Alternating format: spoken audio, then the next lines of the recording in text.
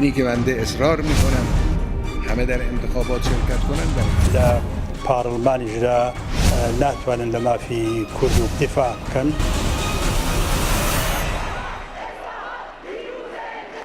ئەمە خەبات هەمووی فقط لە خەباتی چەکداری و خەباتی پێشمەرگانەدا خۆلاسە نەکەینەوە. ئێمە بەدەنگ بە چێ بدەین؟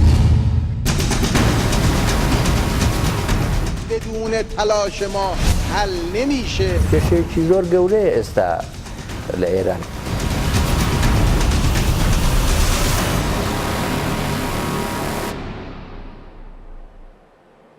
لە هەولێر و لە ئەستۆدیۆی کوردستان 24ەوە لەگەڵتان جارێکی دیکە سلااوەک دەزانن ئەمڕۆ هەڵبژاردنە لە ئێران هەردوو هەڵبژاردننی پەرلەمان و ئەنجومەنی شارەزایان لە ئێران بەڕێوە دەچێمە لە کوردستان 24ەوە ڕووماڵێکی تایبەتمان هەیە و بەردەوام دەبین لە گەیاندنی زۆرترین زانیاریەکان لەسەر چۆنێتی بەڕێوەچوونی هەڵبژاردنەکان و وەرگرتنی ڕای جیاواز لەسەر بەڕێوەچوونی هەڵبژاردنەکان. ئێستا لێرە لە ئەستۆدیۆ حسێن یەزدان پەنا جێگری سەرۆکی پارتی ئازادی کوردستان لەگەڵمانە، لە ئەستۆدیۆکانمان لە سلێمانیەوە کاک ئیبراهیم عەلیزادە سکرتێری حیزبی کۆمونیستی ئێران لەگەڵمانە، لە سنەوە ڕاوف کەریمی سکرتێری بەرەی یەکگرتووی کورد لەگەڵمانە. سەرەتا لە جەنابتانەوە دەست پێ دەکەم کاک حسێن بەخێر بێ بۆ ستۆدیۆکەمان. یعنی ئێوە بایکۆتی هەڵبژاردنەکانتان کردووە، هۆکارێکی بۆچی دەگەڕێنەوە؟ لە ڕوانگەی ئێمەوە هۆکارێکی تاریخی هەیە کە پێویستە من ئێستا ئیشارەی پێ بکەم. هەر لە بنەڕەتەوە نەتەوەی کول لە ڕۆژهەڵاتی کوردستان گەلێکی داگیرکرا و بندستی دەوڵەتی ئێرانە و لە دروستکردنی دەوڵەتی مدێڕنی ئێراندا هەرگیز بەشدار نەبووە. 70 ساڵ لەمەوە پێشەوا قازی محەممەد گەیشتە ئەو قەناعەتە کە لە چوارچێوەی دەوڵەتی ئێراندا مافەکانی نەتەوەی کورد وەدینایە بۆیە ڕێگای ئیستقلال و ئازادی و دامەزرانی جمهوری کوردستانی گرتە بەر. ئەمە وەکو فاکتێکی تاریخی، وەکو شتی مشخصی ئەوڕۆ ئەو هەڵبژاردنە لە ڕاستیدا بەناو هەڵبژاردنە نە لە فۆرمدا. کورد لە تاران نوێنەری هەبووە بۆ نمونە لەو هەڵبژاردنانی ئێستاشدا. بەڵێ کورد پێشتر لە زمانی شاشدا نوێنەری هەبووە. کورد لە دەوڵەتی بەعسی عێراقیشدا نوێنەری هەبووە. مەجلیسی تەشریعی عێراق کوردی جامانە لەسەری کوردی پۆشی زبان کوردی جمەی دەهات. لە دەوروبەری سەدام حوسەین جێگری سەرۆک کۆمار و جێگری سەرۆک وەزیران کورد بوون، بەڵام ئایا ئەوانە هەرگیز توانی بوویان تعبیر لە ناسنامە و هویەتی نەتەوەی کورد بکەن؟ کۆماری کوردستانیشدا ئەبولحەسەنی سەیفی قازی نوێنەری کورد بوو لە تاران. ئەوە بەر لە ئیعلامی جمهوری کوردستان بووە. لە کاتی ئیعلامی جمهوری کوردستاندا ئەسڵەن مەجلیس کۆبوونەوەی نەبووە. ئەمن خوێندنەوە و دیراسەیەکی زۆر وردی ئەو ڕووداوانی کۆمارم کردووە، بۆیە پشتم بۆ فاکتە تاریخیە بەست و ئەساسن شتێکی تر با بڵین واماندانە ئەو ئەنتخاباتش ئەو هەڵبژاردنش دیموکراتیک بوو. داخوا لە دیموکراسی دەوڵەتی داگیرکەردا دەوڵەتی سەردەستدا نەتەوەیەکی بندست یان نەتەوەیەکە هەموو پێوە و مقاوماتی نەتەوەیەکی هەیە ئۆقرە دەگرێت کە نەتوانێت سەربەست و سەربەخۆ خەڵک لە ڕۆژهەڵاتن و بەرەی یەکگرتووی کوردیش هەیە لێرە سکرتێرەکەی قسەمان لەگەڵ دەکات لەگەڵیش زۆرتر قسە دەکەین، بەڵام ئێوە بۆ ئیزن بۆ نادەن کە یان بڵین لێگەڕێن کە خەڵک خۆیان بڕیار بدەن لەسەرەوەی کە دەنگ بدەن یان دەنگ بدەن. ڕاست هەڵوێستی پارتی ئازادی کوردستانە ئەوەیە کە دەڵێن ئێمە بۆ خەڵکی دیاری ناکەین و فەرمان نادەین خەڵک چ بکات، بەڵام عینی کاتدا بە خەڵکەکەی خۆمان کتووە کە ئەزمموی 37 ساڵ دەسەڵات لە ئێراندا هەر لەم قۆناغەدا لە قۆناغی دامەزرانی جمهوری ئیسلامیدا نیشان دەدا نە هیچ هەڵبژاردنێکی دموکراتیکە و نە هیچ دام و دەستگا و موسسەیەکی ئەو دەوڵەتە دەتوانێت بە حزوری کورد ببێتە سەبەبی ماف و ئازادیەکانی کورد و تەنانەت ژیانی ڕۆژانەی ئینسانی کورد بگۆڕێت. زۆر سپاس دێمەوە لای جەنابەت لەگەڵمان بە کاک ئیبراهیم ئەم کاتت باش سپاس کە لەگەڵمانی دێمە لای جەنابەت ینی وەکو حیزبێکی چەپی ئێرانی ئێوە چۆن لە پرۆسەی هەڵبژاردن لە ئێران دەڕوانن؟ هەموو کاتێکت باش زۆر سپاس. بە بڕوای ئێمە بەشداریکردن لەو بەناو هەڵبژاردنە واتایەکی نییە غەیری ئەوەی کە خەڵک بە دەستی خۆی دەنگ بە بێمافکردنی خۆی بدە. یعنی بۆم واتایە کە خەڵک ڕێی دەدا بەوەی کە سەرەتاییترین مافەکانی خۆی پێشێل بکرێ و بچێ خۆی بەدەستی خۆی ئەو ڕەوایە بدا بە ڕژیمێکی ناڕەوا. بەرەوە ئێمە پێمان وایە کە سەرەتایی ترین مەرجی هەڵبژاردن کە ئازادی حزبی سیاسیە، ئازادی دەربڕینی بیر و باوەڕە، ئازادی پێکهێنانی ڕێکخراوەی مەدەنیە، هیچ کام لەوانە لە کۆمەلگای ئێراندا وجودی نییە. تۆ هەر نوع سیستمێکت مەطلب بێ، سیستمی شوڕایی بێ، سیستم پارلەمانی بێ، ڕیاسەتی بێ، هەر سیستمێکت هەبێ بەبێ ئازادی ڕادەربڕین، بەبێ ئازادی پێکهێنانی ڕێکخراو دەربڕینی ڕێی ئازاد واتایەکی نییە. لەبەرەوە ئێمە پێمان وایە کە نەک هەر ئێستا بەڵکە لە سەرەتای دامەزرانی ڕێژیمی کۆماری ئیسلامیەوە ئەم مافانە بە زەبری زیندان و ئەشکەنجە و تەرکەوەتەنکردن و کوشت و بڕ زەوت کراوە. بۆیە پێمان وایە ئەمە شتێکی زۆر غەیرە تەبیعیە کە خەڵک بەم شێوەیە بچن لەو بەناو هەڵبژاردنەدا بەشداری بکەن. بەڵام جاری وایە خەڵک اشتباه دەکات، خەڵک بە هەڵە دەچێت. باشە کاک ئیبراهیمیانی بۆ خەڵکیانی لەو حاڵەتەدا لەو شێوەیەکی ئێوە باسی دەکەن هەڵە دەکەن لە کاتێکدا ئەو خەڵکە لەوێدا دەژینوە بە شێوەیەک لە شێوەکان ژیانیان گرێدراوی ئەو دەسەڵاتەیە. خەباتکردن بۆ گۆڕانکاری لە ژیانی خەڵکدا پەیوەندی بە هەڵبژاردنەوە نییە. ئەمە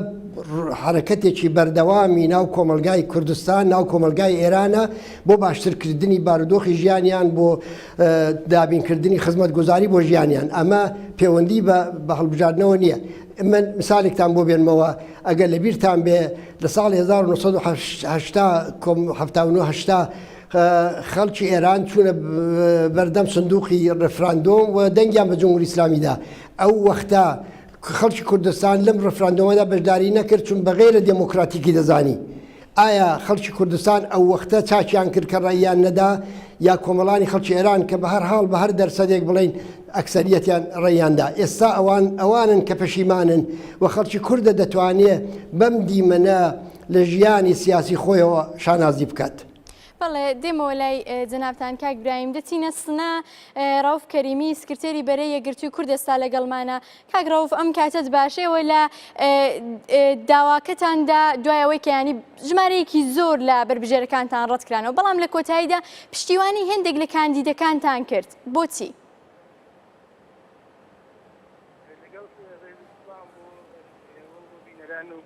بەشداربوانی بەلامەکەیش ئێمە هەر لە سەرەتای شەو دیار بوو کە بەبژێرەکانمان ڕەدەکرێنەوە، ئەوەی زۆربەی هەموویان. بەڵام ئێمە لەگەڵ ئەوەیە کە بەبژێرەکانمان ڕەدەنەوە بوو ئێمە چون بەرەکانمان ڕەتراونەوە وەکو بەرە نا، ئێمە وەکو بەرە بەشداریمان نەکردووە، بەرە هەڵوێستی ڕوونا لەگە نەچێتە پشتەرێکی هیچ کەس ڕێکخراوەیەک. ئەگەر بەڵام لەناو ئەو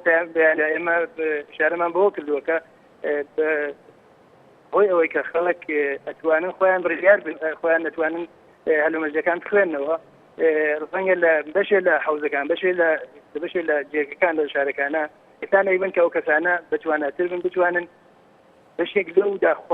داخوازانە لەو نیازانێک کە خەڵکەیەتی ئەو پێداویستێک کە خەڵکەیەتیوە دەسەڵات داوایەکە بتوانن ئەوان پارلەمان جوابگوی نیازی خەڵک بن. ئەوەیە کە ئێمە ئاماژەمان بۆ کردو ئەگەر لە هەنێک لە کەسانێکن کە دۆستانی ئێمە پێیان وایە کە ئەو کەسانە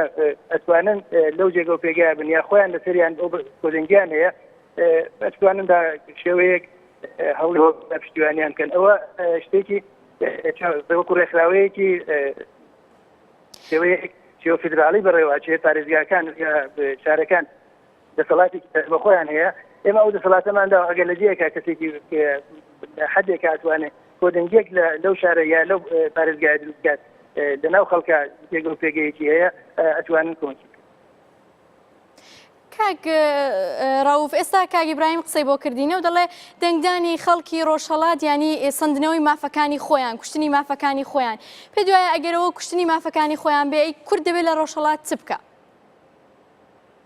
من بەداخەوە پەیوەندیەکەم چرا بوو، ڕێزم هەیە گوێم لە قسەکانی کاک ئیبراهیم نەبوو، بەڵام من بۆ چوونم ئەوە نییە، ئێمە وەکو بەرە خوێندنەوەمان ئەوە نییە. ئێمە پێمان وایە هۆی ئەوەی کەوتێنە ناو خەڵکە ڕۆژانە هەڵسوکۆکیان لەگەڵەکەین ئەگەر بێت و ئێمە بەشداری نەکەین زۆرێک لەو شتانەیش کە بەدەستمانێ زۆرێک لەو شتانەی کە ئەتوانین داخوازی بکەین لە خۆمانی بخۆمان لە خۆمانی زەوت دەکەین من پێم وانی ئەم پێم وایە هەنێ دەرفەت هەیە ئێمە کە بتوانین هەڵگای ببوژێنینەوە ئەگەر ئێمە بایکۆتکردن پێم وایە شتێکی سادەیە شتێکی ئاسانە ئێمە ژەماتوانی وەکو بەرە یەکگرتووی کورد هەر لە ڕۆژی ئەوڵە بایکۆتی کەین بچین لە ماڵە دانیشین ئەو وەختە چاوەڕوانی ئەوە بین زانین کێ ئەو شتێ ئەو هەنەی سینەش کە ئەتوانین لەناو خەڵکانمان بێت ئەو ڕوونکردنەوە لەناو خەڵکانمان بێت ئەوەی کە بتوانین ڕێکخراوەی ساختارێک یا سازمانێک کۆمەلگای مەدەنی ئێمە جوڵە پێ بکەین نەمانەتوانی بێن ناو خەڵک ئێمە بمانێت نەمانەوێت لە هەڵبژاردنەکان بەشێکن دەرەو دموکراسی چوون یەکێک ئەوەیە کە لە کەتی هەڵبژاردنە بەشێک فرسە دێتە پێشەوە کە خەڵک ئەتوانن کۆ ببنەوە ئەتوانن قسەکانیان کەن ئەتوانن دەدەزەکانیان بەیەکترکان زیاتر یەکتر بناسن من پێم وایە ئەمە وەکو مەودایەک لێکرێت لەلایەکەوە لەلایەکی ئەمە بتوانین هەنێک لەو نوێنەرانە بنێرینە پارلەمان وە بتوانین فراکسیۆنێک بۆ فراکسیۆنی نوێنەرانی کورد لە ڕێشمە دروست بکەینەوە ئەتوانین ئێمە دکتۆر لەگەڵمان بمێنەوە زیاتر لەسەروانش قسە دەکەین لەسەرەوە فراکسیۆنش کە ئاماژت پێدا دێمە لای جنابەت کاکسێنانی ئەوە لێکدانەوەی دەنگی ڕۆژهەڵاتە ئەو بۆ پشتیوانیان لێ ناکەن بۆ ئەو هەوڵەی کە ئەوان دەیدەن بۆ وەدەستهێنانی مافەکانیان لە ناو خۆدا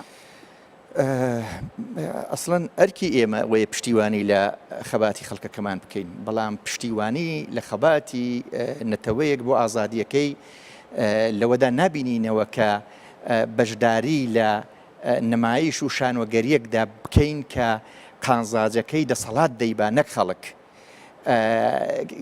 ئەگەر ئەوە ئینتخاباتە دەبێ مەرجەکانی هەموو ئینتخاباتێکی تێدا بێ لە حاڵێکدا نەخەڵک ئازاد بووە بە ئیشتیای خۆی خۆکاندید بکە نەخەڵک ئازادە دەنگ بدا بە کاندیدی جێی پەسەندی خۆی لە ڕاستیدا ئەو هەڵبژاردنە ئاوایە کە خەڵچینە وەرن لە نێوان ئەو کەسانەدا کە دەسەڵات دیاری کردووە چێن ئێوە لە نێو ئەوانەدا هەڵبژێرن کە بێشک ئەوەی ئینسانی باشە و دەتوانێت خزمەتی وڵاتی خۆی بکە بە هەر ئاست و ڕادەیەک ئەگەر سیاسی ژنەبێت و خۆی لە مەسلەی سیاسینەدا ئەوە وەلا دەندرێت کۆمەڵی خەڵکی دەستە چین کراو دەهێڕێتەوە دواتر بە خەڵک دەڵێ وەرە دەنگ بەوە بدات هەرچەندە چون و نەچوونی ئەوانە هەروەکو یەک وایە بۆچی ئەوانە کە چوونە مەجلیسی دەیەمەوە دێن دیفاع لە ماف و ئازادەکانی کورد دەکەن یا دەچن نرخی نانێکی لەواژ لە 1550 تمەنەوە 400 گەڕەم دەکەنە 500 تمەن نەخێر بەداخەوە دەبێ یەکەم جار کە دەیکەن دەستی محەممەد جەعفەری سەحرارودی قاتڵی دکتۆر قاسم لو سکرتێری مەجلیسی شوڕای ئیسلامی بگوشن بەبێ ئەوەی کە هەرگیز بتوانن لەو مەجلیسەدا بڵێن ئێوە کە چوون بۆ گفتوگۆ بۆ حەلی مەسەلەی کورد بۆچی تێروەرتان کرد بۆیە ئەوە تەبیعیەکە ئێمە پشتیوانی لە یاریەکی وان نەک ناکەین بەڵکو خەڵکەکەمان دەڵێن کە ئەوە نەتیجەی نییە بە خەڵکەکەمان دەڵێن وەکتومانە کە وزە و ئینێرژی و حزور و وجود و دەنجی ئێوە دەکرێتە ئامرازێک بۆ سەرکوتکردنەوەی خۆتان ئەیتی بۆ خەڵکە بڵێن کە ئێستا لە نێو خۆدا بێکارەوە کێشەی دیکەی هەیە ڕەنگە بەشێکی زۆر لە ئەو شتانی کە ئەوان داوای دەکەن داخوازی سەرەتایی مافی ژیانی خۆیان بێەوە وا بزانن کە ئەو مەجلیسایان ئەو دەوڵەتە خەریکە هەوڵیان بۆ دەدەن بەڵێ زۆر باش بوو ئەگەر مەجلیسی شوڕای ئیسلامی کە لە خۆڕا ڕاگەیاندنەکان پێی دەڵێن پەرلەمان جێگەی ئەوە باە تەنانەت کاریگەری لەسەر ژیانی ڕۆژانەی خەڵک ببایە تروسکە خان بڕیاردەرانی ژیان و گوزەران و چارەنووسی خەڵکی ڕۆژهەڵاتی کوردستان مەجلیسی شوڕای ئیسلامی نییە فەرماندەکانی سوپای پاسداران و بەرپرسانی وەزارەتی ئیتلاعاتن لە شار و شارستانەکانی ڕۆژهەڵات لای ئێوە کاک براهیمیانی ئەو شتانەی کە ئێستا دکتۆر ڕاوفیش باسی کرد و شتانی کە کاک حسێنیش لێرە باسی کرد بەڵام ئەو کێشانەی کە هەیە ینی ئەگەر بڵین ئێستا لەناو خودی دەسەڵاتی ئێراندا دوودەنگیەک هەیە ینی بەرەی ئوسولگەراکان و ڕیفۆرمخوازەکان ینی ڕیفۆرمخوازەکان خەریکن ڕوویەکی وا لە خۆیان دەردەخەن بۆی کە بڵێن ئێمە هاودەنگی خەڵکین کێشەی نێوان میانەڕەوەکان و وسولگەراکان یا بڵێن توندڕەوەکان و میانڕەوەکان ئەمە کێشەیەکە کە لە دەرەوەی پارلەمان یەکلای کراوەتەوە پێش ئەوەی کە هەر نوع هەڵبژاردنێک لە ئێران بێتەکایەوە لە ڕووی ئەوەی کە چێ هێزی چەکداری هەیە چێ جومگەکانی ئەسڵی ئابووری بەدەستەوەیە چێ دەستگا ئەمنیەتەکانی لەژێر کۆنتترۆلدایە بە پێی ئەوانە دەسەڵاتیان لە بینی خۆیان دابش کردووە و لەو دابشکردنەدا لەم دەورەیە ئێستادا کەمترین بەش بە ڕفۆرمخواز یا بڵێن میانەرەوەکان بڕاوە. ئەوان لە واقعدا لە پراوێزی دەسەڵاتی ئێستا ئێراندان و ئەو بەناو هەڵبژاردنش ئەو هاوسەنجەی کە لە دنیای واقعیدا و لە دەرەوە پێکاتوە لە ڕێگا باشە ئێوە دەڵێن بەناو هەڵبژاردن لە کاتێکدا کە وەک دیسانجارێکی دیکە دێڵێمەوە بەشێکی زۆر لە ڕیفۆرم خوازان کە خۆیان دەسەڵاتدارن و ئێستا کابینەی دەوڵەت لەگەڵ ئەوانە بەشێکی زۆریان ڕەت کرانەوە. مەسەلە ئەوەیە کە چ ڕفۆرم خواز و چ تۆندڕە و هەردوو باڵەکەیان لەسەر یەک واقعیەت ڕێکن. ئەویش ئەوە کە جمهوری ئیسلامی دەبێ پارێزرێ و ضرورەتی پاراستنی ئەو ڕێژیمە وای کردووە لە هەردووچیان کە فعلەن ئەگەرچی مافیان لە کێشەی نێوخۆشیاندا و لە قاعیدەی کایە لە نێوخۆشیاندا مافیان پێشێل کرابێ وەلی وەکو کوتەنی گۆشتی یەکتریش بخۆن یەخسخانی یەکتر ناشکێنن. بۆیە لایەنگری ئەوەن کە خەڵک بەم حاڵەشەوە لە هەڵبژاردن بەشداری بکە چونکە ئەم هەڵبژاردنە دەبێتە مایەی شەرعیەتدان بە ڕێژیمێک کە هەردوو لایەندایان هەیە بیپارێزن. مەسەلەی ئەسڵی ئەوەیە کە بەڵام لایەنی ڕیفۆرمخوازان زۆرجار لەلایەن ئوسولگەراکانەوە بۆ تۆمەتبار کراون کە لە کۆمەڵگای نێودەوڵەتیدا خەریکن پەیوەندێکی باش لەگەڵ ڕۆژاوا دروست دەکەن. ئەوە واقعەتێکی تێدایە. ئەویش ئەوەیە کە دەوڵەتی ئەمریکاوە هاوپەیمانانی لە جەریانی ڕێککەوتن لەسەر پرۆژەی ئەتۆمی ئێران یەکێک لە ئامانجەکانیان ئەوە بووە کە هاوسەنجی هێز لە ناوخۆی دەسەڵاتی ئێراندا بە قازانجی میانەڕەوەکان یا بڵێن ڕفۆرمخوازەکان بگۆڕن. بۆ ئەوە هەوڵ دەدەن و تەبلیغاتێکیش کە دەیکەن لەو جیهاتەدایە. ئەوە وەکو زەمانەتێک دەبینن بۆ بەڕێوەچوونی ئەو ڕێککەوتنامەی کە کراوە لەسەر مەسلەی پرۆژەی ئەتۆمی و لەسەر محدودکردنەوەی دەستی ڕژیمی کۆماری ئیسلامی لە کێشە ناوچەیەکاندا. ئەوە واقعەتێکی تێدایە و بەڵام ئێستا بۆمان معلوم دەبێت کە ئەو تەوازونە لە ناوەوەی ئێران نەک بەردەنجی خەڵک یەکلای ناکرێتەوە چونکە دەنجی خەڵک پراوێز کراوە. دەنجی خەڵک فقط نمایشە. ئەوەی کە لەو تەوازونەدا دەتوانێت دەستی باڵا پەیدا بکە ئەو لایەنەیە کە چەکی بەدەستە و پارەی بەدەستە و جونگەکانی ئابووری بەدەستە. زۆر باشە کاک برایم دێمەوە لای ئێوە دەچینەوە سنە دکتۆر ڕاوف ینی کاک برایم دەڵێ ئەوە تەبلیغاتە ینی ئەوەی کە دوولایەنیەک دروست بووە لە دنیای دەرەوەدا ئەوان خەریکن بۆ تەوازونی هێز خەریکن ئەو نمایشێکیان دروست کردو. باشە ینی ئێوە لە ناوخۆی ئێراندان ئەو نمایشە ئەوە بەڕاستی ئەو شتێکە کابینەی دەوڵەت دێکان نمایشە یان بەڕاستی دەهێوێ ڕەنگێکی جیاواز لەو سەردەمەدا لە ئێران پێنیشان دنیای دەرەوە و ناوخۆی ئێران بدا. درستە ئەوەی کە هەم لایەنی ڕفۆرمخواز هەم لایەنی ئوسولگەراوانانیش لایەنێکی سێوەم ئەگەر بڵێن ئەتدارگەرایە میانەڕەو ئەمانە ڕەنگە بە کۆی دەنگ لەسەر ئەوە منیش هاوڕا بم کە نەوێت بۆ مانەوەی دەسەڵات بۆ مانەوەی ئەم سیستمە ئەرێ تێبکۆشن. بەڵام ئەوەی کە ڕوانگەیان لەگەڵ ئەوەی کە دەسەڵات لەگەڵ خەڵکە و لەگەڵ دنیای دەرەوە چۆن هەڵس و کەوتکە ڕوانگەیانی چێک نییە. ئەوەی کە ئابینین لایەنێک وەکو ئوسولگەرا پێی وایە کە ئەبێ ئێنەرژی ئەتۆم چێتە پێشەوە ئەبێ ئەوان لەگەڵ دنیای دەرەوە ئەو ئەسباتەکە ئەبێ نەیکەن و پەیوەندیانە نەبێت. لایەنی ڕفۆرمخواز ئەلئانی کە لایەنی میانەڕە و یا لایەنی ئەتدارگەرا کە بە شێوەیەک هەڵس و کەوتی زیاتر لەگەڵ لایەنی ڕفۆرمخوازە ئەوان پێیان وایە کە مانەوەی دەسەڵات و مانەوەی سیستم لەم کاتەیە ئەوەیە کە ئەوان بتوانن پەیوەندیەکی باشتر هەم لەگەڵ کۆمەلگا هەم لەگەڵ خەڵک وەلایەکەوە لەگەڵ دنیای دەرەوە بەرقەرار کردن. پێم وانییە ئەمە هەمووی نمایش بێت یا هەمووی ئەوە کە شتێک کە وەکو شانۆگەری ئێمە باسی لێ بکەین. باشە دکتۆر ڕاوف ینی ئەو ڕوانگەی کە تۆ باسی دەکەی ئەوان ینی تەنیا ڕوو بە دەرەوەوان یان ڕوو بە نەتەوەکانی ناوخۆی ئێرانشدا ڕوانگەیان جیاوازە ئەو دوولایەنە. من پێم وایە لێرە یەک شت ئەسکەم بۆ بینراری ڕوونکەینەوە واقعیەتێک ئەوەیە کە دەسەڵات ئەوەی کە ئایسەکانەی وەکو هەڵبژاردنە و ئەوەی کە ڕەدی سەلاحیەتەکان تا ئەو ڕادەیە کە کەسانێک کە پیاوبوون و ڕەدی سەلاحیەت کراون ئەمە شتێکە گەیەنێت هەر ئەو شتێکە بەشێک بەداخەوە لە ئۆپۆزیسیۆنیش من ئەیبینم ئەوەیە کە خەڵک کەمتر لە بەرچاوە گیرێت. ئەوان ئەیانەوێت ومانەوەی ئەو فکری خۆیان ئەو بەرنامەی خۆیان ئەو کەسانی کە پێیان خۆشە بچێتە ناو پارلمان لەو لایشەوە کەسانێکە لە دەرەوە ئەحزابێکە لە دەرەوە ڕێکخراو هەیە کە خەریکن لە دەرەوەی دەسەڵات هەوس و کەوت دەکەن بە بایکۆتکردن لەبەر چاو ناگرن کە خەڵک چه هەستویستێکی هەیە چی ئەوێ داواکاریەکانی چییە من پێم وایە لێرە ئێمە ئابێ ئاوردانەوەیکی تازە خوێندنەوەیکی تازەمان ببێت لەوە کە ئێمە لە ناو کۆمەلگای مەدەنیات چۆن نەتوانین هەوس و کەوتین لە ناو خەڵکا چۆن نەتوانین هەوس و کەوتین و چۆن نەتوانین داخوا سویستی ئەم خەڵکت بە ڕێکخراوە بکەین چۆن نتوانین بە فورمولەی بکەین ئایا ئێمە وەختێ دێن دایان یەک دەرکەین و ئەوجاردن بایکۆتکەین ئەو وەختە کە ئەبینین ئێمارایکە من لە ناو شاری سناگەرام لە هەنێ لە دەستنوقەکان بە سەدان نەفەر خەریکی نوێستاون و دەنگەدەن ئەرێ بازنەکە تەنگە ئەرێ کەسەکان ئەو کەسانە نین واقعیەتی ئەو خەڵکە لەوە ڕازی نین پێیان خۆش نییە پێیان خۆش و بە جۆرێکی تر کەسانێکی تر بەتواناتیان لە ناو کایەکەوە بازنەکە بۆ ئەوان زۆر بەڵام لەگەۆشتا ئەوان پێیان وایە کابێت لەم حەقە خۆیان لەم مافەی خۆیان کە دەنگدانە کەڵک وەربگرن بۆ بتوانین بەشێک لەو دەنگانی خۆیان قسەی خۆیان بۆ دەسەڵات بڵێن ئەمە من حەزەکەم لەگەڵمان بمێنەوە دکتۆر ڕاوف حسن هەر ئەو وتەی دکتۆر ڕاوف لە جناب دەکەمە پرسیارەکە بۆچی ئەو دەڵێ ئۆپۆزیسیۆن خەڵک لەبەر چاو ناگرن بۆ ئۆپۆزیسیۆن خەڵک لەبەر چاو ناگرێت دیارە من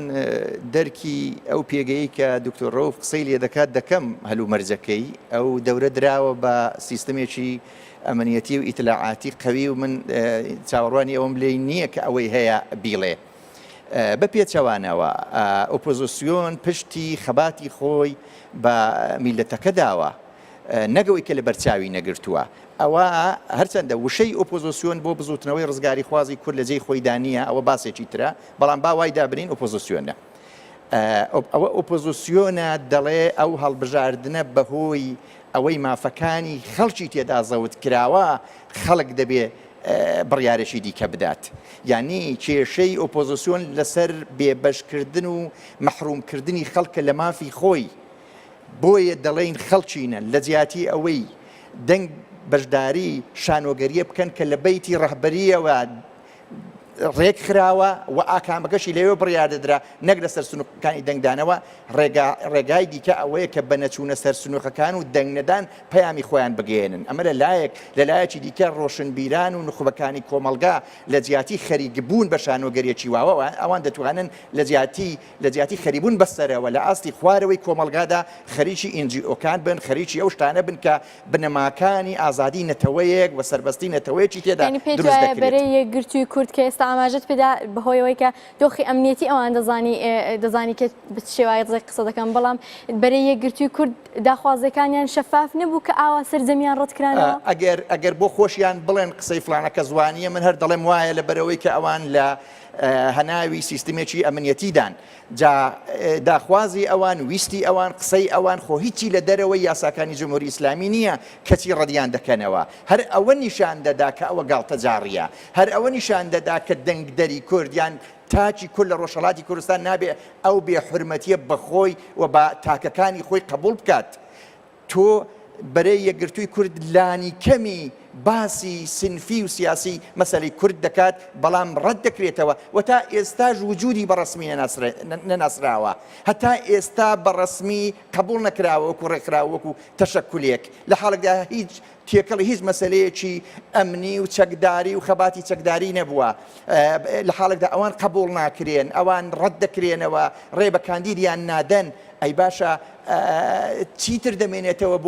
بۆ ئەوەی کە ئینسانی کورد و تاچی کورد چێت دەنگی پێ بدات دەنگ بە چی بدات زۆر باشە کاک برایم ینی دەمێت ئەوە وتانەی دکتۆر ڕاوف بەرامبەر بێوەش بکەمەوە لە کاک حسێن پرسییم ئەگەر ینی ئۆپۆزیسیۆن بۆ گوێ لە خەڵک ناگرێەوە ئەگەر ئێوە دەڵێن وەکو ئۆپۆزیسیۆن کە خەڵک دەنگ دەدەن خەڵک دەبێت چی بکە خەبات بۆ باشترکردنی ژیان خەبات بۆ دابینکردنی خزمەتگوزاری زۆرتر ئەو خەباتە چۆن پێناسە دەکەی ئەوان چۆن خەبات بکەن خەبات بۆ دەسەبەرکردنی هەر زەڕێک لە ئازادی دموکراتیک لە ناخی ئەو جامعە و بەبوونی ئەو ڕژیمەش ئێمە بە ڕسمیەت دەناسین بەڵام ئەوە حرەکەتێک نییە کە لە ڕێی سندوقی دەنگدان لە ئێرانەوە یەک بەرەو پێش بچێت سندوقی دەنگدان دقیقاً بە پێچەوانەیەتی سندوقی دەنگدان ئامرازێکە بۆ ئەوەی کە خەڵک چاواشە بکە و بە شێوەی واقعی و عملی بۆ باشترکردنی ژیانی خۆیان هەوڵ نەدەن و ئومێد بە پارلەمانێک ببەستن کە 37 ساڵە دەنگێکی ناڕزایەتی دەنگێکی مؤثر چ بۆ مەسلەی چینایەتی مەسلەی نەتەوایەتی بۆ ئازادی دموکراتیکان لێی بەرز نەبووتەوە. بەرەو ئێمە بێتەفاوت نین بەرامبەر بەو مەسئلەیە بەڵام ڕێگایەکی دیکە بە خەڵک نیشان دەدەین ڕێگای خەباتی ڕۆژانە بۆ داخوازیەکانی ڕۆژانەیان لە چوارچێوە هەر ئەو ڕژیمەشدا چی تا ئێستا دەستکەوت بەدەست هاتووە لە سیستمی جمهوری ئیسلامیدا کە حتمما بەدەست هاتووەوە جمهوری ئیسلامی ئەمڕۆ هەر ئەوە نییە کە 37 ساڵ لەوە پێش بوو بەڵام هەمووی بەرهەمی مقاومەت و خەباتی خەڵک بووە و ڕێژیم هەنگاو بە هەنگاو پاشەکشەی کردووە ئەو ڕەوتە خەڵک دەبێت ئیدامە بدە و خۆی بە کایەی هەڵبژاردنێکی زدی دژی دموکراتیکە مافەکانی تادەکوژێ دەبین دەبا خۆی بەوە سەرگەرم نەکات نەیتوانیەوە پەرلەمان ئێران هیچ کار نەیتوانیەوە دۆخی چینایەتی لە ئێران باشتر بکە بە بڕای من هیچ کات پارلەمانی ئێران نەیتوانیوە نوێنەری ئەو خەڵکە بێک حتا دەنگیان پێداوە. بەڵێ دکتۆر ڕەوف دێمەوە لای ئێوە ینی لە کاتێکدا کە بەشێکی زۆر لە بربژێرەکانی ئێوە ڕەت کراونەتەوە پلانی ئێوە وەکو بەرەی یەکگرتووی کوردوە ئێوە کە هەوڵێکی زۆر دەدەن بۆی کە دەنگی کوردی ڕۆژهەڵات بن لێەوە ئەو مافانەی کە دەتانەیە بەدەستی بگەن دوای ئەوە پلانی ئێوە چی دەبێ؟ من بە خزمەتە عەرز بکەم یەکێک ئەوە کە نوێنەر الان بۆ ئێمە ئەگەرچی نوێنەرێکی شیاو نەبێت لەو ئاسیا کە ئێمە ئەمانەوێت کە کۆمەلگایەوێت کە خەڵکەوێت نوێنەری ڕاستەقینە نەبێت ئەرێ ئێمە ئاگامان لێ هەموو ئەو شانێکە ئەوان هەردووکیانەی فەرمونون ئێمە بۆین لە ناو دۆخەکەیە بە باشی خەریکین لەگەڵ هەڵسوکەوت دەکەین و لەسەر هەر لەسەر ئەمەش ئێمە وان لەسەر زەخمان لەسەرە ئەمە ئەو شتانەی کە ئەیڵەن شتێک نییە کە ئێمە ئەگەر لێرەین ئەیڵێن باوەڕمان بۆیە کە ئەبێ ئێمە لە ناو کۆمەلگایە هەبەخراوە ببێت شتێکە ئەفەرمونون ئەوە نییە کە ئێمە بتوانین یەک شەوە کاری بکەین یا لە زمانێکی کەمە بتوانین بربەستەکان دابین ئەگەر هەڵبژاردن مشکلی هەیە ئەگەر ڕێکخراوە نییە ئێمە خۆمان لەگەڵ و کێشەیە ڕوبەڕووین هەرێ ساڵانێک ئێمە خەریکی کارەکە ئیتایشش ئێمە ئیجازە نەدراوە کار بکەین ئەمە لەگەڵ ئەوەیشە ئەگەر ئێمە ئەبێ شێوەکارێکی تازە شێوە خەباتێکی تازە باشە بەرهەمی دوای ساڵانێک کاری ئێوە کە وەک بخۆشتان ئاماژەی پێدەدەن لە ئەنجامدا ڕەتکردنەوەی ژمارەیەکی زۆر لە کاندیدەکانتان بوو کە دەکرا بڵین بەشێکی زۆر لە خەڵکی کوردستان دەیتوانی پشتیوانیان لێ بکات دوای ئەوە چی دەکەن ئەگەر ئەو شێوەیە هەر بەردەوام بێ ئێوە چی دەکەن دوو لایەنەی ئەوەیە کە ئێمە هەروواکە دانەچەکان باوەڕیان هەیە کە ئەبێ ئێمە بۆ کە بتوانین کارێکی ڕێکخراوی بکەین توانین سیستمێک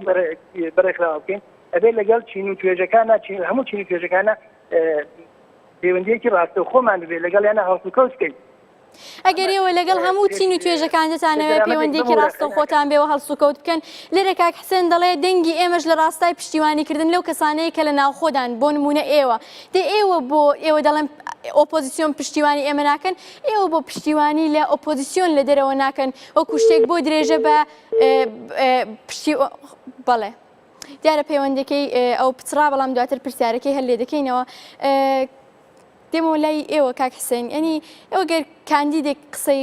خۆی کرد لە نێو خەڵکدا کە هەشمان بوو لە نێو بەگشتی چوەک سەر بەخۆ چوەک بەرەی یەکگرتووی کورد ئەنی کاری ئەوان دەتوانێت چۆن بێ و لە چ ڕێگەیەکدا بێ بۆ باشترکردنی دۆخی خۆیان لە ڕۆژهەڵاتدا دەزانی لە کوردستاندا بە هەزاران ئینسانی باش و لێهاتوو کارزان و پسپۆڕ هەیە دەتوانن خزمەتی وڵاتی خۆیان بکەن بەڵام کێشە ئەوەیە ئەو ئینسانە باشانە ئەو ئینسانە پسپۆڕانە ئەو ئینسانە شارەزایانە ناتوانن لە ڕێگەی بەشداری لە سیستمی دەسەڵاتەوە خزمەت بکەن یەکەم ئەوەی کە ڕێیان پێنادەن دووهەم ئەوەی کە ئەگەر هەر کام لەوانە بە جۆرێک لە جۆرەکانیش گەیشتە ناوەندێکی تەشریعی یان تەنفیزی یان سینفی لەوێژ ئەوان نایەڵن ینی سیستمی دەسەڵات نایەڵێ ئەو حەزا ئەو ئارەزووە ئەو مەیلەوە ئەو توانایە بگەڕێتەوە بۆ خزمەت بە خەڵکەکە بربەستی دەکەن یعنی دەمەوێت ئەوە بڵێم پەیوەندی تاران و کوردستان پەیوەندی نێوان دەوڵەتێکی داگیرکەر لەگەڵ گەلێکی بندەستە.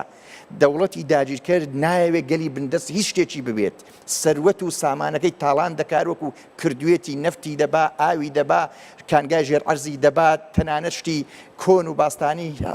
هەڵدەکەنێ و دەیبا و دەگوێزێتەوە. بەرەی یەکگرتووی کورد کە ئێستا سکرتێرەکەی لەگەڵ ئێمە دەڵێ ئەوەی کە ئێمە بەدەستمان هێناوە وەکو بەرەیەکی کوردی لەوێ بەشداری بکەین هەرچەندە کە ڕەتکرانەوە ئەوە ئەنجامی ساڵانێکی یەکجار زۆر خەبات بوو لە ناوخۆدا. بەڵێ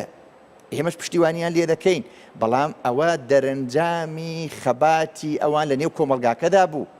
نەک دەرەنجامی بوونی ئەوان لە نێو سیستمی دەسەڵاتدا. لە نێو سیستمی دەسەڵاتدا ئەوان وەرنەگیراون.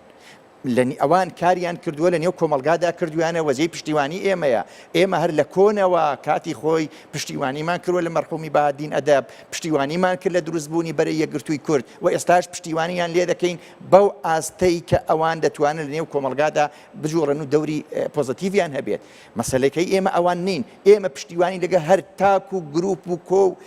NGOیە دەکەین کە لەو وڵاتەدا بۆ باشترکردنی ژیانی خەڵکی کوردستان و ژینگەی کوردستان و چین و توێژەکانی کوردستان کار بکەن بە هەر ڕادەیەک. بەڵام ئەوە جیاوازە لاوەی کە ئێمە هانی خەڵک بدەین یان بێتەفاوت بین بەرامبەر ئەوەی کە خەڵک بچێتە نێو شانوەگەریەکەوە کە هی ئەوان نییە و دەرەنجامەکەشی بۆ ئەوان بە زیان دەشکێتەوە بە قانزاز ناشکێتەوە. ئەگەر خەڵکی کوردستان لە ئەو دەرفەتەیان هەبێ یان بویان بایە کە یەک پارچە تەحریمی ئەو هەڵبژاردنیان کردبایە ئەوە پەیامێک بوو بۆ دنیا، پەیامێک بوو دەسەڵات پەیامی ئێمەی ناوێ و پەیامی ئێمە گوێ ناگرێ و دەرزانێک کورد دەڵێتی، بەڵام پەیامێک بوو بۆ دنیا کە لەم وڵاتەیە پێکهاتەی کورد بەشێک نییە لەو دەوڵەتە و ئەم میلەتە بە دوای شتی خۆیدا دەگەڕێ کە لە ڕوانگەی ئێمەوە ئەوەیە هەر تاچێکی کورد لە ڕۆژهەڵاتی کوردستان دەبێ خەبات بکە بۆ ئەو هەلومەرجەی ڕۆژێک دەچێتە پای سنووقێکی دەنگدان کە نووسراوە ڕێفراندۆمی سربەخۆیی کوردستان. ئەوە تەنیا سنووقی پیرۆزە. بەڵێ کاک برایم ینی کاک حسێن دەڵێ ئێمە پشتیوانی دەکەین لە تاکێکی کوردی لە کەسێک لە نخبەیە کە ئەگەر بەڕاستی دەنگی ڕۆژهەڵات بهێوێ بگەێنێ و بیهێ بە مافەکانی خۆی بگە ئێوە پشتیوانیان دەکەن؟ ئێمە لە هەر حرەکەتێکی عەلەنی و قانونی کە خۆڵ نەکاتە چاوی خەڵک کە فریویان نەدا بەڵام دەرکی دەکەین لە چوارچێوەی وەزعی مەوجود و لە چوارچێوەی هاوسەنجی هێزدا خەبات دەکات دەرکی دەکەین و هانیشی دەدەین. بەڵام ئەم حرەکەتە دەبێت ڕەسەن بێ. ئەم حرەکەتە ناتوانێت لە کوردستانەوە تەنانەت محافزەکارتر بێ لە بەشێک لە ئۆپۆزیسیۆنی ناوخۆی ڕژیمیش. کەسانێک هەن لە تاران دانیشتوون سەلاحیەتیان ڕەت کراوەتەوە بە جۆرێک لە جۆرەکان انتخابات بایکۆت دەکەن. بەڵام ئۆپۆزیسیۆنی ئەو لایەنانەی کە بەناوی کوردەوە خەبات دەکەن ئەوەندە بە ئەندازەی پێویست جەسارەت لە خۆیان نیشان نادەن بە ئەندازەی پێویست لەو چوارچێوەیەدا دەڵێن کە بتوانن بڵێن بە خەڵک بڵێن بەشداری ناکەین یا بەشداری مەکەن. بە بڕوای من مەسەلە ئەوەیە کە ئەمان دەبێ هەوڵ بدەن تێپەڕ بن لەو سنوورانەی کە دەسەڵات بۆی داناون جا ئەوەندەی دەکرێت ناکرێت لە سنووری دەسەڵات داکایە بکەیت. دەبێت هەنگاوێک ئەولاتر حرەکەت بکەیت یا ئیمکانی هەیە یان نییە. ئەگەر ئیمکانی هەبوو دەچی تێپەڕ دەبی، ئەگەر ئیمکانی نەبوو شرافەتی سیاسی خۆت پاراستووە سەداقەتی خۆت بەرامبەر بە کۆمەلگا پاراستۆ و لە ڕووی خەڵکتدا بۆ سبحەی ڕۆژ قسەیەک هەیە بۆ کردن. بەڵێ سپاس کاک برایم دیارە پەیوەندەکەمان ئێستا دکتۆر ڕایف کەریمی سکرتێری بەرەی یەکگرتووی کورد لەسنە لەگەڵمانە پەیوەندەکەمان باش بۆ دکتۆر دەمەوە پرسیارە لێ بکەم کە ئێستا کاک برایم دەڵێ ئێمە ینی پشتیوانی ئەو کەسانە دەکەین کە ئەو سنوورانەی کە دەسەڵات بۆیان داناون لێی دەرباز بن لە ناوخۆدا.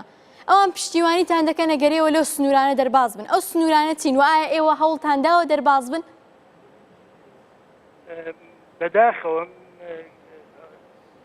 کاگرایی و حزبی کۆمونیستیەران ئەوان تاکە جریانێ بوون کە من پێم وایە خوێندنەوەیەکی تەواو دروستیان لەسەر ئێمە نەبوو و بەیانیان داوە دژی ئێمە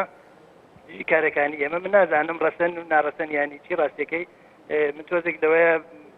کێشەم هەیە لەسەر شتە ئەمە بەحسی ئێمە ئەوەیە کە ئێمە خەریکین لەناو ئەم چوارچێوە پێمان وایە زەرفیەتایەکەوە ئەم زەرفیەتانە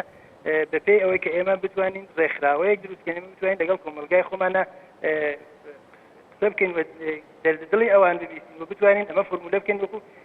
بە شێوەیەکی سازمان یافتە ئەوەیە کە ئێمە پێمان وایە کە بێت کۆمەلگای مەدەنی بە شێوەیەکی تازەوە شێوە تێڕوانینێکی تازەوە بێتە ناوکایە ئەوان ئەڵەن ئێوە بێن بەربەستەکان تێپەڕێنن ئەو وەختە ئەگەر نەیانتوانیشە باشە رافت من نازانم ببەخش من لە دنیای سیاسەتا سیاستکردن شێوە هەڵس و کەوتکردن لەو جێگایە کە ئەتوانی بۆ ئەندازی کە ئەتوانی تۆ هەڵس و کەوت دەکەیت بۆ ئەبێ هەڵس و کەوتکەیت ئەوەی کە ئێمە بین لە ناو کارێ بکەین کە کارەکەمان لە دەرەوەی قانون بێت لە دەرەوەی یاسا بێت و ئەو وەختە بڵێن ئاغا دەربەستمان پێ بکەن و هیچ کارێک نەکەن ئایا من باشترە یاوەی کە ئێمە خەریکی نانان بە شێوەیە کارەکەین کە بتوانین هەر لە ناو ئەم بازنە تەنگەیە هەم لە ناو ئەم بازنە بچووکە بتوانین باشە ئێوە دەڵێن ئێمە بە شێوەیە کار دەکەین ینی هەموو هەوڵی خۆتان بە گوتێ خۆتان خستۆتە گەڕ بۆ گەیاندنی دەنگی ڕۆژهەڵات بەڵام وەکو چۆن دەنگدان هەڵوێستێکی سیاسیە دەنگ نەدانیش هەڵوێستێکی سیاسیە ئێوە بۆ ئەو ڕێگایش تاقی ناکەنەوە ئەوە ئەوش شێوە کارێکە ئێمە بیرمان لەوەش کردوێتەوە بەڵام وەختێک تۆ ئەتوانی ئەو کارە بکەیت کە ئەو خەڵکە ڕێکخراوەی ببێت ئەو خەڵکە بتوانانی تۆ وەختێک کاریکەکەت کاریگەری لەسەری بێت وەختێک قسەکەت کاریگەری لەسەر نیە نەکوتنی باشترە ئێمە بێت جۆرێک هەڵس و کەوتکەین کە ئەرێ پێمان وایە کە ئەویش دەتوانێت ڕۆژێک لە ڕۆژان یەکێ لەو ڕێگانە بێت ئەمە وەختی تۆ ڕێکخراوت نیە وەختی تۆ سازمانت لە ناو خەڵکانی وەختی کۆمەلگای ئێوە دەڵێن ساڵانێکی یەکجار زۆرە ئێمە هەوڵمان داوەوە کارمان کردو ئێوە توانی وتانە ببنە ڕێکخراوێک بۆی کە بتوانن ئەو هەڵوێستانە بگرن بەداخەوە شتا ئێمە ئەرێ ئەتوانێت بۆ ئێترافکەین کە ئێمە ڕێکخراوێکی تازەین ئەو نەمانتوانیوە یا لەو ئاستەیە کە ئەبێت ئەو کۆمەلگایە وا لێ بکەین کە بتوانن بە ئێمە ئەوبەت بەختی ئێمە کەنا بۆ شێوەیە کە لەگەڵ خۆیان هاوسکۆ دەکەین بتوانین ئەوان پێیان ڕابگەێنین کە ئایا ئێوە بایکۆت بکەن یا بایکۆت مەکەن وانە ئەو خەڵکە تێڕوانینیان هەیە ئەمە پێمان وایە شتا ڕێکخراوەی سازمانێک کە بتوانێت ئەو نەقەوی بێت لەسەر کاریگەری تەواوی لەسەر ئەو خەڵکە بێت بەڕاستی ئەوە نییە بە خۆشمان ئەو ئەترافاکەین ئەمە ئێمە خەریکین بەرەوە ئەو لا هەوڵێن کە تێڕوانینێکی تازە بتوانین ئەو کارە بکەین شتێکی تریش هەیە لێرە ئێمە لەناو دەسەڵاتە ئەو نەدایەنی زەعیفمان هەیە کە ئێمە وەزیرمان نییە ئێمە هەتا ئوستاندارمان نیە هەتا فەرمەندارمان نییە ئێمە تاکە جێگەیە کە ئەتوانین دەنگی خۆمان لە ناو دەسەڵاتە بچەسپێنین قسە بکەین خەڵک بتوانن دەنگەکانیان دەنگی ئەترازیخوان هەڵبڕن لە نوێنەرەکانمان ئەگەر نوێنەرەکانمان شیاو نەبوون ئەرێکم کوڕیتیایە هەرێکی هەڵبژاردنەکە مشکلیتیایە ئەمە لەگەڵ ئەوەیشە هەڵبژاردن نوێنەرەکانمان تاکە ڕێگەیەکم بۆ پەیوەندیکردن بەڵێ دێمەوە لای جەنابەت دکتۆر ڕاوف سپاس کاکسن ئێستا ئەوان قبوڵیانە وەکو بەرەی یەکگرتووی کورد وەکو سکرتێری بەرەی یەکگرتووی کورد کە دەنگ نەدانیش ڕێگایەکە بەڵام دەڵێ ئێستا کاتی نییە پێ وایە کەی کاتێتی بۆی کە ئەوان دەنگ نەدەن وەکو کتم ئێمە وەزعی ئەوان تێدەگەین دەرگ دەکەین و هەڵبەتە ئەوان تەنیا بە زبان وشەی تەحریم بەکارنایەنن دەنا بەعمل دوای ئەوەی کاندیدەکانیان ڕەت کراوەتەوە و ڕایان گەیاند کە ئێمە پشتیوانی لە کاندیدایەکی تایبەت ناکەین ئەوە هەر کۆدی هەمان تەحریمە دەستیان خۆش بێ ئێمە پشتیوانی لەو هەڵوێستەیان دەکەین بەڵام بۆ ئەوەی کە ئەوان بگەنە ئاست ئەو ڕۆژەی کە زۆر بەڕاشکاوانە ئەم هەڵوێستە بگرن ئەوە لە ئینتیخابات و لە نێو مەجلیسەوە ناکرێ ئەوە هەر دەبێت بە کاری بەردەوام لە نێو کۆمەلگاکەوە بە ئامادەکردنی خەڵک زیاتر بە بوژانەوەی خەباتێکی یەکگرتوانەی نێو شارەکان زیاتر بۆ ئەوەی کە پارسەنجی هێز بگۆڕدرێت ئەو کاتێک کە پارسەنجی هێز بە فێعلی لە نێو کۆمەلگادا گۆڕا زۆر شتی دیکەش دەتوانین لەسەرەوەی تەحریمیش بکوترێت و ئەو وەختە جوابی دیاریکراو بە هەلومەرجی دیاریکراو دەدەینەوە بەهەرحاڵ ئێمە وەکو خۆمان پشتیوانی لە بەرەی یەکگرتووی کوردیش دەکەین بە گروپ و تاکەکانی دیکە دەکەین کە بۆ ئەوە کار دەکەن کە ڕۆژێک بتوانن ڕاشکاوانەتر لە ئێستایان هەڵوێستیان ببێت. بەڵێ کاک برایم دێمە لای جەنابەت یانی دەمەوە پرسیارە بکەم ئەگەر لایەنێک هەبێ ئەگەر ینی کەسانێک هەبن جەناحێک هەبێ کە پرۆژەیەکی تایبەتی پێبێ بۆ پشتیوانیکردن لە چینی کرێکاران ئێوە هەر دژایەتیان دەکەن؟ ئمە ناتوانین قسە لە شتێکی مەحاڵ بکەین ئەم لەو ئەگەرە مەحاڵانەیەکە ئێستا لە ئێران مەترح چینی کرێکار لە ئێران مافی ڕێکخراوبوونی نییە مافی مانگرتنی نییە مافی ئەوەی نییە کە بە ئازادانە بیرروڕای باوەڕی خۆی دەرببرێت لەبەرەوە ئەوە شتێکی مەحاڵە بەڵام ئەگەر ڕۆژێک لە ڕۆژان حرەکەتێکی بەرپرسانە و موئەسر دەست پێ بکات لە چوارچێوەی فعالیەتی علەنی و قانونیشدا لە ئێران بێگومان پشتیوانی لێ دەکەین و هەر ئێستاش ئێمە ئەوەندەی کە جموجۆڵ هەیە لە ناوچینی کرێکار و دەتوانم بڵێم تەنیا بەشێکی کۆمەلگایە کە بە شێوەیەکی بەردەوام لە خەباتکردن ڕانەوەستاوە ئێمە پشتیوانی لێ دەکەین خۆمە دەزانین وەختێک کرێکارانێک داوای ئەوە دەکەن حەقی دواکەوتوی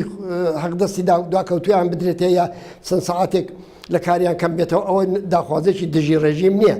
و داخوازێک نیە بۆ ڕوخانیە و ڕژیم داخوازێکی ئیسلاحیە و ئیسلاحێکی زۆر لە خوارەوەش. باشە ئۆپۆزیسیۆن لە دەرەوە ئەوەندە یەکگرتوو بووە کە بتوانێت دەنگی خۆی لەگەڵ دەنگی ڕۆژهەڵاتێک بخا لە بەردەم هەموو هەڵوێستەکان چ لە دەرەوە چ لە ناوخۆ؟ بەداخەوە ئۆپۆزیسیۆنی کورد لە کوردستانی ئێران نەیتوانیەوە هاودەنگیە بەدەست بێنێ و جیاوازی هەیە لە هەڵوێست و بۆچوونەکان بەڵام سەرجەم دەتوانم بڵێم ئۆپۆزیسیۆنی ئێران بەرەی چەپی و بەرەی سکۆلاری دەرکی ئەو وەزعەتیان کردووە و شێوەیەکی قاتعانە ئەو هەڵبژاردنیان بایکۆت کردووە. ئەوەی کە گۆیا ئێمە ئەوەندە زیادە خوازین کە دەرکی شرایەتی وەزعەتی ئەو کەسانی کە لە ناوەوە کار دەکەن ناکەین ئەو واقعی نییە. واقعیت ئەوەیە کە بانگەوازی ئێمەش بۆ بەشداری نەکردنی خەڵک لە انتخابات جارە بە پێوانەی ئەوانی پێشوو لانی کەم 50% بگرە زۆرتر کەمتر وەڵامی وەرگرتوێتەوە. دەی باشە وەختێک ئۆپۆزیسیۆنێکی ڕادیکاڵ پەیغامێک دەداوە لە ناو کۆمەلگادا وەڵام وەردەگرێتەوە خۆ لە جێی خۆیەتی کە کەسانێکی دیکەش هەوڵ بدەن لە سنووری ئەو بربەستانە کە بۆیان داناون بە ئەندازەی 50 دەستێکی تێپەڕ بن. ئێمە ئەوەیەتەوە خۆمان لیان ئێمەتەوە خۆمان ئەوە نیە معجزەیەک بکەن بەڵام دەڵێن ئێوە ناتوانن کاریگەری دانێن لەسەر ئەو بارودۆخە مەگەر ئەوەی کە تەکانێک بدەن بۆ گۆڕینی وەزعەکە وەلەو تەکانێکی بچووکیش بێ و ئێمە بەداخەوە لەوەی کە کاک حەمەڕەو باسی کردووە لە کاری بەرەی یەکگرتووی کووردا هێشتا ئەوەمان نەدیوە. بەڵێ سپاس کاک برایم. دکتۆر ڕاوفیانی وەک دوایین پرسیار دەمەوە لێت پرسم کە کاک حسێن دەڵێ و هەڵوێستانێکی ئەو هەڵوێستێکی ئێوە هەتان بۆ وەگەوەی کە کوتوتانە پشتیوانی لە کاندیدێکی تایبەت ناکەین هەر بۆ خۆی بە شێوازێک بایکۆتکردنی هەڵبژاردنەکانە.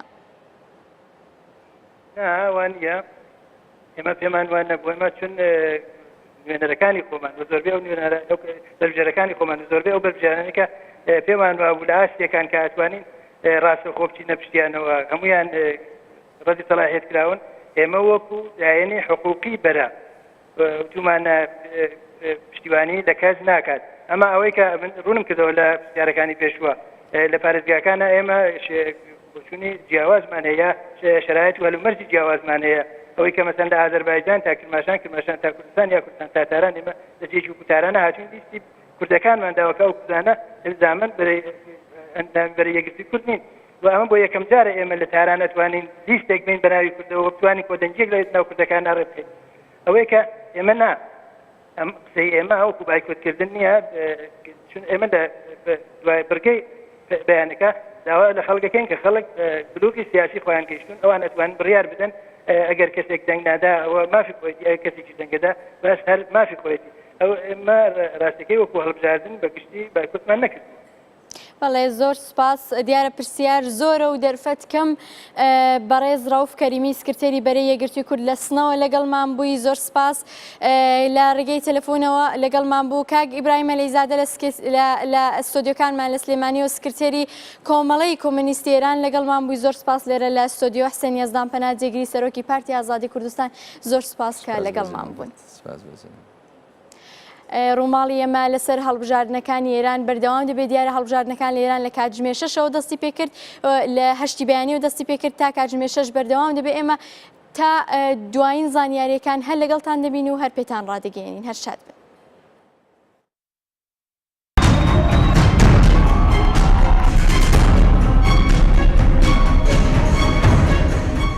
اینی که بنده اصرار میکنم همه در انتخابات شرکت کنند لە پارلمانیشدا ناتوانن لە مافی کورد و دیفاع بکەن.